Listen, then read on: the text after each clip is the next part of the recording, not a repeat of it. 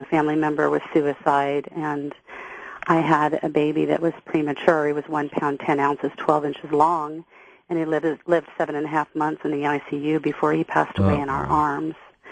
And he had this amazing way about his personality. He seemed wise beyond his age, and I thought that was just he was my firstborn, so I thought maybe all first-time mothers thought that.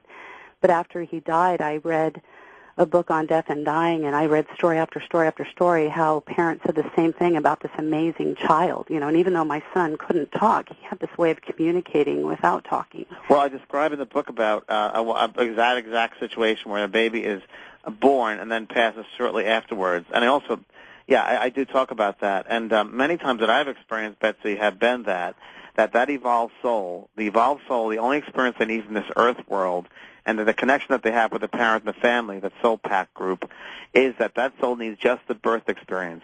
And how wonderful and how evolved are you that you allow this wise being to come through you to just go through that birth experience and then move on. That says a lot about you as well as far as an evolved being. So think of it that way, that you help to let this evolved soul, this wise soul, come through to experience that and then to move on. So, and we're all connected anyway. So. Well, and a few years later, my stepson was a little down about something one time, and I said, well, you're amazing. You know how to do this and this. Your teachers love you. All the girls love you. You have this amazing way with people, and kids love you. And a little later on, I thought to myself, oh, no, he has that thing, that wisdom beyond his age. I hope he doesn't die young, and he did. On 9/11, we took him to the emergency room for headaches. And he was diagnosed with a very large brain tumor, and he was gone by February of 2002. Yeah, I recognize that. And but anyway, do you have a sense of? It's just wise young souls. A lot of them are very, very wise, and they will only be here to help guide us. And it's their time to move on for sure. That's their soul contract. I've had dreams about my stepson, but like visiting me, but not my son. And I just wish he would or could or something. So let me tell you, and other people that are listening, parents especially who lost children, there are some ways for them to come through, and there are easy ways for them to come through. Number one is you've got to get out of your way. So if you're in your way and you're blocking them, they'll never come through, or it's hard for them to come through. It's like a garden hose. When you crank that hose, the water can't get through. It's very much like spirit. When you want your son to come through, before you go to sleep at night, say, if you're able to come through, I'd love to see you in a dream. And then throw it away. Leave it alone and stop controlling it, okay? Because they'll come through in the way when you least suspect it, when you're in the shower, when you're driving your car. Stuff when you're not thinking, then they can come through. So that's the best way. Also, I say to people, have a journal there. And if you can meditate a little bit, like the same time every night for a couple of minutes, and have a journal, and just listen with your mind, ask a question, and, he can come through that way. I also have CDs in my website that talks about contacting spirits, and this goes more into detail, more depth about the ways of doing that. How often do spirits try to contact the living? Oh, all the time. They want us to know that they're okay, especially those who don't realize that they're alive. They want them to know they're alive. Like the movie Ghost is a great example. He wanted her so much to know that he was okay. He was full. He had a body. They're so much more alive than we are here in the physical body, where they're so much more aware. And they want us to know there is no reason for you to have heartache. There is no reason for you to be depressed, that I am very, very much alive. You might not see me, but I'm able now to manipulate, to control, to inspire, to do things on this level that I wasn't able to do on Earth. And I will do that for you. So please don't be depressed. Please don't cry. Know that I'm with you. And this was a contract, a decision we both agreed upon. You're the executive producer of Ghost Whisperer. You should be doing some kind of reality show based on your life. You think so? Yes. Yes, George, I would like to. I'm trying to find a production company to do that. That would be a great idea. Can you imagine living the life of James Van Prague, an everyday life? Well, following you around to all these events. And there's enough material there. How's my dog Skippy? The last Skippy? What kind of dog is Skippy? I said, they have a message from my dog Skippy, and I would turn around and go, bow, wow, wow, wow. No, it's terrible. I have a good sense of humor, so people get thrown by that, but it really does help when you're working with this level. You have to have one, or you yourself will go nuts. That's exactly right. You have to. I was in the UK last year doing a tour with Tony, and the people were very, very conservative and very, very white and black. And I came out on stage and danced a little bit. And they were like, who is this crazy person? And that was great because it taught them that, okay, they can ease up. They don't have to have the expectation. They can lighten up a little bit. It's a joyful thing when you realize there is no death.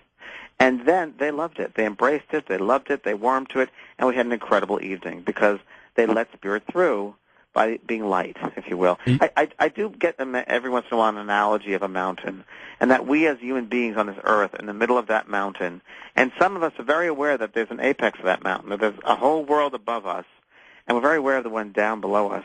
We're kind of stuck in that middle part. But there are some people that go out to the ledge and look up to the top and see there is a top. Let's see. Have you ever been to Altus, Oklahoma? I have not. We're going right now with Carol. There you go. Carol, welcome to the program. Oh, thank you, George and Jane. Hi, Carol. I can't believe it got through. I can't believe I'm in Oklahoma, Carol. It's hot here today.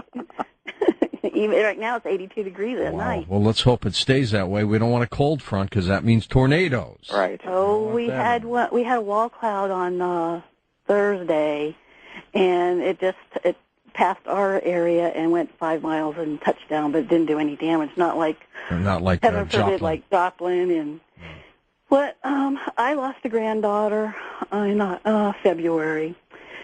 She was born, George, 11/11/2005. She was an angel. Yeah. She never got to walk or talk. Uh-huh. Now, I'm sorry, getting a little emotional. Oh, that's okay, sweetheart. Take a deep breath. No problem. Now, how I'm understanding this is maybe she came into the world for us to learn from her. Yes, very, very, very much so. To teach us. I've had so many hundreds and hundreds of spirits children come through who are handicapped, mentally handicapped, physically handicapped, and when they come back through the spirit and communicate, they say to their loved ones, their parents, "Thank you for bringing me through. I needed this experience to teach others about compassion and forgiveness." And you were able to provide that for me, so thank you for that.